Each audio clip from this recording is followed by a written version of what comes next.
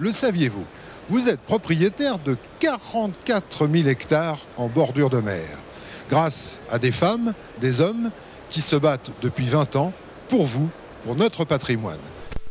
Il y a 30 ans, le tout jeune conservatoire du littoral devenait l'heureux acquéreur de 195 hectares de dunes à Camiers. Les Garennes de l'Ornel devenaient donc les premiers espaces littoraux protégés de France. Aujourd'hui, on compte plus de 100 000 hectares de façades maritimes ainsi préservées. J'ai toute confiance dans le conservatoire du littoral. Et d'ailleurs, j'indiquais à un monsieur qui me faisait part de son désir d'imiter mon geste des conditions dans lesquelles on pouvait avoir toute assurance qu'après la disparition, rien ne change. Je n'en avais aucunement l'assurance si j'avais vendu à des particuliers. Puis je vous dirais que ça réalisait une fortune et que je n'ai aucune envie de gérer une fortune. Le conservatoire du littoral est déjà propriétaire de 170 hectares des dunes du Cap Ferré. Ces 5 dernières années, il a consacré plus de 6 millions de francs à des travaux de stabilisation des sables.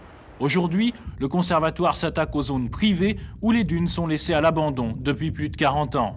Il est prévu que nous achetions les terrains de la zone dite des ensablés afin d'y mener une action de restauration de ces milieux dunaires. Le conservatoire a acheté donc l'archipel de Rioux en juillet 92 pour plusieurs raisons. D'abord parce que c'est un grand intérêt au plan biologique et c'est notre mission première. Il y a des oiseaux et des fleurs rares et menacés. Et la deuxième raison, c'est que la menace elle est due à une forte fréquentation, les bateaux, les plongeurs. Et donc l'objectif était non pas du tout d'interdire, mais d'expliquer aux gens et de faire en sorte que chacun puisse en profiter sans dégrader le site. 4 dossiers importants ont été étudiés par Bernard Gérard. Ce sont notamment les acquisitions du site de Terre Rouge à Saint-Pierre et les 257 hectares de la Grande Chaloupe. Figure également au programme le réaménagement de l'Anse des Cascades et la réhabilitation de la Pointe-aux-Sel à Saint-Leu, soit au total 3000 hectares préservés à jamais de l'appétit légendaire des promoteurs immobiliers. Pour que les flamants se reproduisent, il faut qu'ils soient sur un site favorable, à savoir d'une part un substrat limoneux sur lequel ils puissent construire des nids, qui sont des petits monticules de terre, et d'autre part que cet îlot soit justement un îlot, soit isolé de la terre ferme par de l'eau, pour éviter que les prédateurs puissent venir déguster les œufs ou les poussins.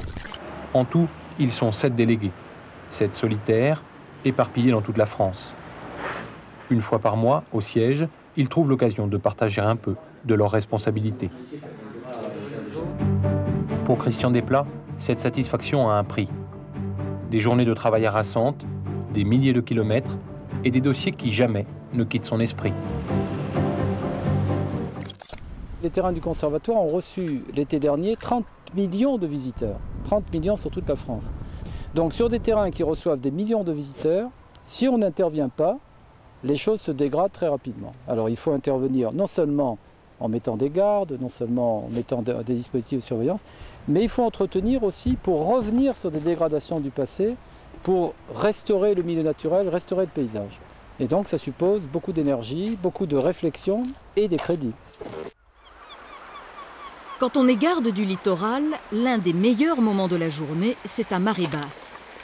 L'heure idéale pour rendre visite à 2 gloires locales que les siècles ont séparées de la falaise.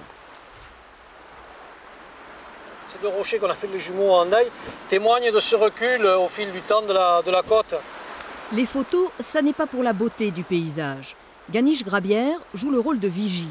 Ces relevés topographiques confirment que l'érosion grignote inexorablement le littoral. Guirec, bonjour. Bonjour. Alors, vous êtes garde du littoral, ça veut dire quoi? Vous êtes une sorte de gendarme de la nature? On peut considérer ça comme ça, c'est pas uniquement ça. On est là avant tout pour informer, sensibiliser le public sur le site naturel. On a la chance de travailler à la protection de joyaux inestimables et qu'on pourra transmettre à nos enfants. Donc voilà, c'est ce qui nous motive au-delà de notre travail quotidien et de notre emploi. Hein. C'est ce qui nous motive. Et moi, je me dis toujours, quand je vois mes enfants, je me dis, ben voilà, au moins, si vous pouvez profiter de ces espaces naturels pour vous et puis même pour vos générations, c'est déjà superbe, quoi.